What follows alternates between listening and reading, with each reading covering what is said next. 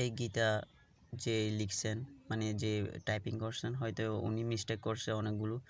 তো আমি পড়ার সময় একটা মানে পাইছি। তো আপনারা যাতে মানে এরকম মানে ধরতে পারেন, তো সেজন্য আমি এই গীতাটা মানে আপনাদের মানে দেখালাম যে আপনারা কোনো ভুল পেলে অবশ্যই এটা মানে শুধরে নিতে পারেন। তো আমি জাস্ট একটা নিয়ে আলোচনা করব যে আমি তৃতীয় অধ্যায় থেকে পেয়েছি এই ভুলটা।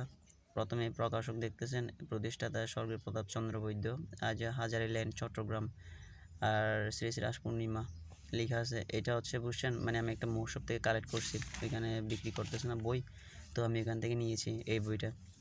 তো মানুষরা যদি এভাবে ভুল পড়তে থাকে তাহলে তো হবে না, এক এক বইতে এক এক রকম।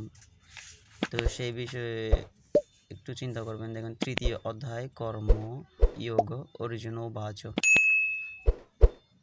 আশা করি ভিডিওটি দেখতেছেন আপনারা স্পষ্টভাবে। তো এখানে দেখেন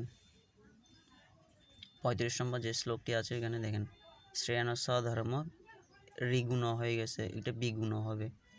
শ্রেয়ার স্বধর্ম বিগুণ পরধর্ম সুনিষ্ঠিত স্বধর্মে নিধনম শ্রেয় পরধর্ম ভয়াবহ। তো এইখানে ঋগুণ হয়ে গেছে, এটা হচ্ছে বিগুণ হবে। তো আমি অন্য একটা বইতে পেয়েছি, মানে সাধারণত যে গীতাগুলো আছে ওইখানে মানে ওইখানে ঠিক হয়ে আছে, কিন্তু এই গীতাটা কি ভুল করছে, মানে ওরা মানে লেখার সময় ভুল করে ফেলছে এবং প্রিন্টও করে ফেলছে। আমি জানি না এই গীতাটা মানে আর কতগুলো ভুল থাকতে পারে।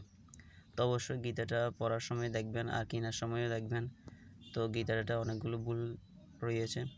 তো আমি মনে করলাম যারা গীতা পড়তে পছন্দ করে তাদের জন্য অবশ্যই এটা হেল্পফুল হবে। তো অবশ্যই ভিডিওটি ভালো লাগলে অবশ্যই লাইক এবং সাবস্ক্রাইব করতে ভুলবেন না। অবশ্যই কমেন্ট করে জানান আপনার মতামত, আপনি কোন ধরনের গীতা পড়েন এবং পছন্দ করেন। তো দেখা হচ্ছে নেক্সট কোনো ভিডিওতে।